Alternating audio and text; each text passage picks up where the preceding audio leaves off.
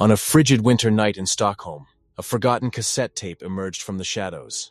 An archivist cleaning out an old house found it among faded photographs and studio files, simply labeled Rutger Confession.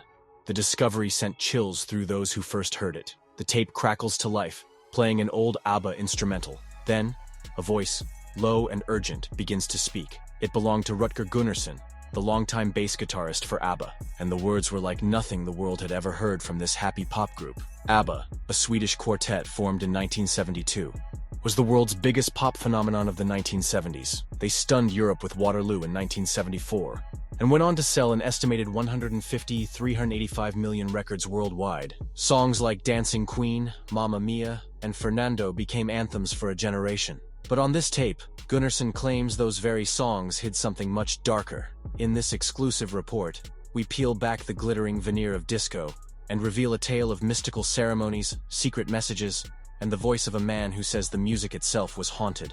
Johan Rutger Gunnarsson was born in 1946 in a quiet Swedish village. He learned bass guitar as a teenager and eventually joined Björn Ulvaeus's folk band. By 1971, he was recording in a small Stockholm studio with Benny Andersson and Björn on a new project, ABBA. To the world, ABBA was Agnetha's soaring soprano, Frida's emotive alto, and the songwriting duo of Björn and Benny. But behind the scenes, Rutger's melodic bass lines powered every hit. He played on all their albums and tours, even though he seldom took the spotlight. Friends remember him as the quiet architect of the ABBA sound, always in the background, yet absolutely essential. As ABBA's fame exploded, the band members fell in love and later broke up. By 1980, both marriages within the group had collapsed. Official histories note that the band's music grew darker and more introspective during this time. Rutger Gunnarsson seemed to feel these changes deeply. He became oddly isolated and distracted after studio sessions, often scribbling notes in a spiral notebook filled with symbols and half-sung melodies.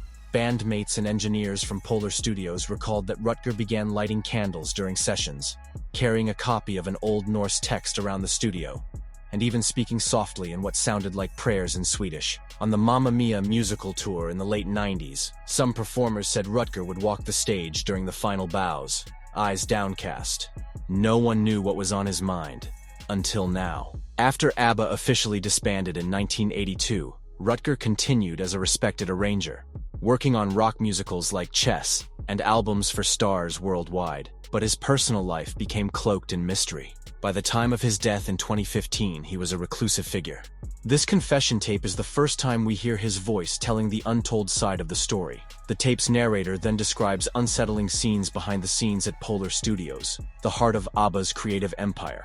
After rehearsals, as night fell, Gunnarsson says ABBA would turn off the studio lights and gather by candlelight. They arranged their gear in a pentagram formation, a ritual circle, and initiated a strange creative game.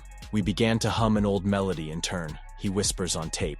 It started with just a hum, but then our instruments seemed to join themselves. The melody grew, and we didn't stop it. On the tape, Rutger recalls one night in 1979.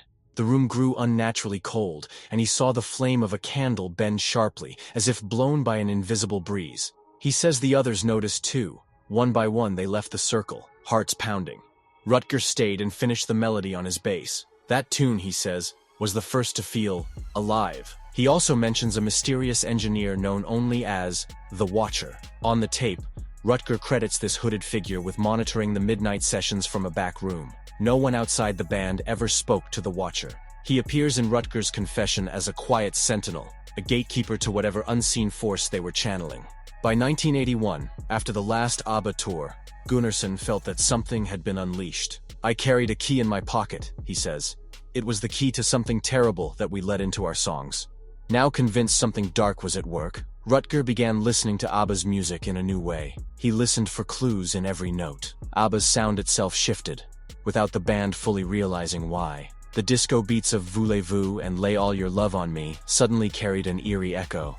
In Under Attack, he says, the siren-like synth line at the end wasn't planned. It was something the machine began to sing on its own. These are the details he shares on tape with a tone of disbelief. And then the lyrics. Songs once seen as happy actually contained undercurrents of fear.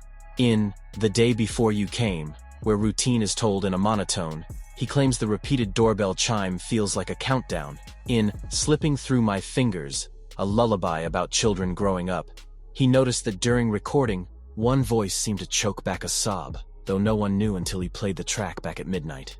Online, fans found their own clues. For instance, a conspiracy blog pointed out that Dancing Queen, the ultimate party song, has a short musical break that, when reversed, sounds uncannily like a voice saying, "See me" in Swedish. Amateur mashups highlight how a section of Money Money Money can sound like a distant church organ toll when played backward. A few enthusiasts even charted the notes and found a minor chord hidden behind the major key, something a demonologist might call a whisper from beyond. It might sound like coincidence, but consider some famous cases. The Eagles' Hotel California was rumored to have a backward message, "Satan, he hears this."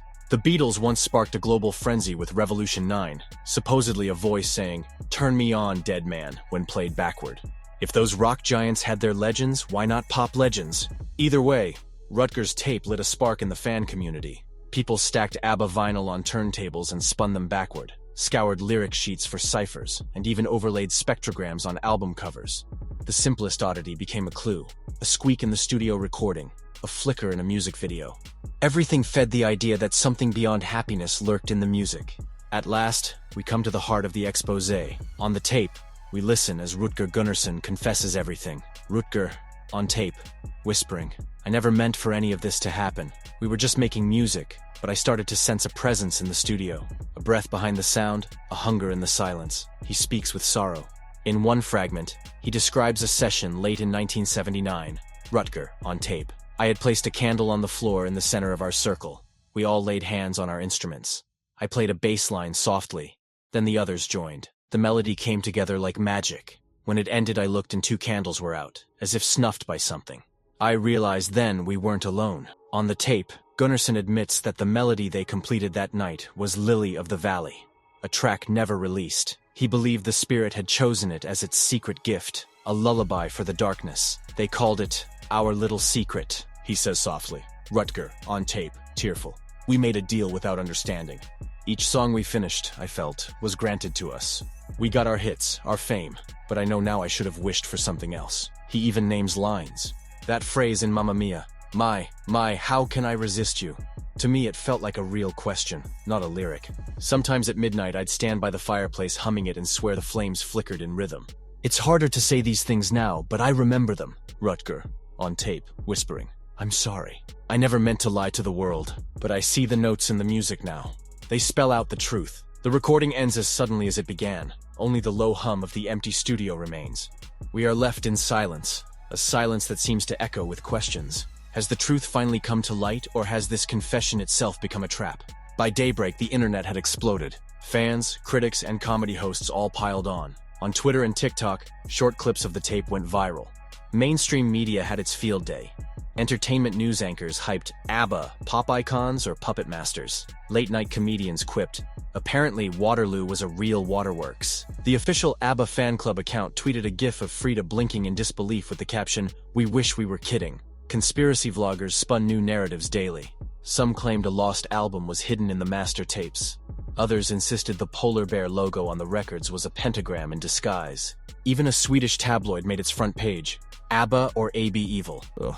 Music historians noted an odd spike in ABBA streams on Spotify as fans listened again for clues. While many dismissed the tape as clickbait, others took it seriously. An audio forensics expert analyzed the noise floor and confirmed it matches Polar Studios' 1980s equipment, suggesting the recording is authentic. Vinyl collectors reported ABBA sales tripling as curious listeners decided to listen with fresh ears. And so we arrive at the end of this strange journey. What do we believe? Skeptics point out that humans love a good mystery. They note how seamlessly one could splice old recordings, or how emotion can be convincingly acted. Critics on message boards mockingly remake the whole thing as a satirical sketch, but even our team can't say for certain. For die-hard believers, Rutger Gunnarsson has become a tragic prophet. They scour every lyric and note, convinced that the veil has been lifted. ABBA's songs are being reinterpreted on the fly. What was once Waterloo is joked to mean, "Water you in now." Fan sites debate whether this tape belongs in the band's legend, like a lost Beatles album or Nixon's tapes. Yet even now we wonder, if Rutger was imagining it all, why does his confession feel so raw and remorseful? If he truly believed it, what was the pact, and can it be undone? The tape offers no instructions, only his sorrowful plea. Rutger, on tape, fading. Tell everyone, I never lied. They were always listening. Those are the last words on the tape. Tell everyone I never lied. They were always listening. Then nothing. Just silence. One thing is certain. From now on, ABBA's music will never sound the same. Those joyful melodies now carry a hint of something else.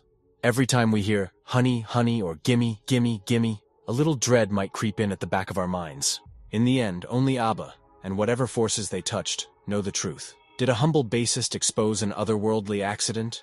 Or did he summon a monster of his own making? We can only keep the tape spinning and ask ourselves, do we dare dance to the music now?